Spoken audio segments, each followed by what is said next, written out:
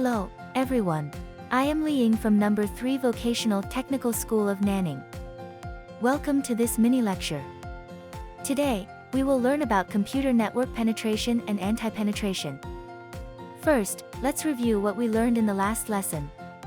In the last lesson, we learned about the meaning, classifications, and transmission methods of computer network viruses, understood the basic functions and scanning methods of network antivirus software applications, and became familiar with methods for network virus prevention. This mini lecture consists of 4 main parts. 1. Understanding hackers. 2. Data encryption technology. 3. Firewall technology. 4. Network system penetration. The teaching objectives of this mini lecture are: 1. To understand the principles of data encryption and firewall technology. 2. To be able to describe the attack methods used by hackers to infiltrate systems and the countermeasures against them. 3. To enhance students' awareness of information network security, fostering good moral and scientific perspectives. First, let's learn about the first part, understanding hackers. What is a hacker?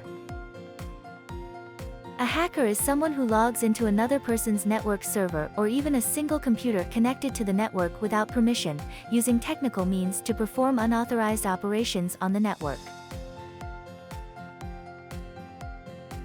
On the internet, to prevent hackers from infiltrating one's computer, it is essential first to understand the common attack methods hackers use to target computers. These mainly include the following: 1. Unauthorized access. 2. Information leakage or loss. 3. Compromising data integrity. 4. Denial of service attacks. 5. Using the network to spread viruses. Preventing hacker intrusion is not merely a technical issue, the key is to develop strict, comprehensive, and effective security strategies. A security strategy refers to the rules that must be followed within a specific environment to ensure a certain level of security protection. It mainly includes 3 types of measures. 1. Legal measures. 2. Technical measures. 3. Management measures. Next, let's discuss the second part, data encryption technology. The purpose of data encryption is to protect data, files, passwords, and control information within the network, as well as data transmitted over the network. Data encryption technology is divided into 2 categories, symmetric encryption and asymmetric encryption. In symmetric encryption algorithms, the same key is used for both data encryption and decryption, with the most famous ones being the Data Encryption Standard, DES, and the International Data Encryption Algorithm, IDEA. In asymmetric encryption algorithms, different keys are used for data encryption and decryption. The encryption key of the key pair is public, known as the public key, while the decryption key is kept secret, known as the private key. Having understood hackers and learned about data encryption technology, we will now explore the third part, firewall technology. Originally, the term firewall referred to the wall built between houses in ancient times to prevent fires from spreading to other buildings.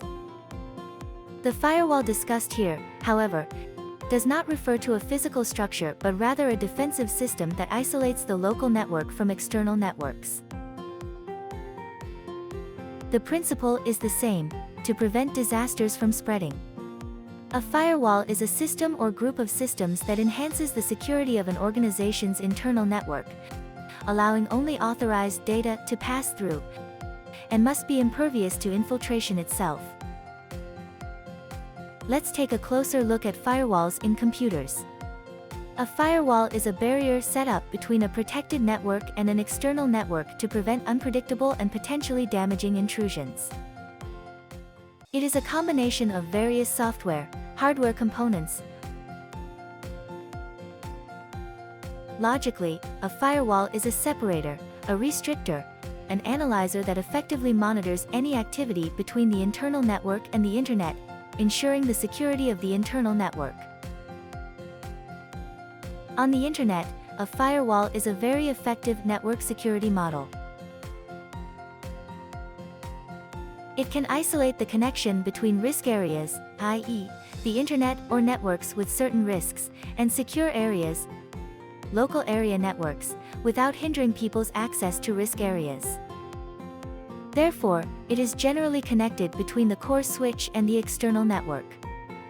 Firewall technology helps build a relatively isolated protective barrier between a computer network and its internal and external networks by organically integrating various software and hardware devices used for security management and filtering. This protects user data and information security.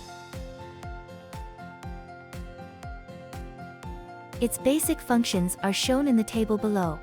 The basic functions include protecting port information, filtering backdoor programs, protecting personal data, and providing security status reports.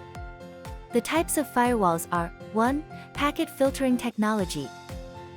Select packets at the network layer based on the filtering logic set within the system, known as an access control list. 2. Application level gateway. Establish protocol filtering and forwarding functions at the network application layer, using specified data filtering logic for specific network application service protocols. And while filtering, it analyzes, registers, and statistics the data packets, ultimately forming reports. 3. Proxy server. Also known as circuit level gateway or TCP tunnel, it divides all network communication links across the firewall into two segments. 4. Stateful inspection technology, a connection state detection mechanism based on the core part of the firewall, establishing a state connection table, maintaining connections, treating the data entering and leaving the network as individual events. The fourth part, network system penetration. Network penetration is a common attack method used by attackers and an integrated advanced attack technique.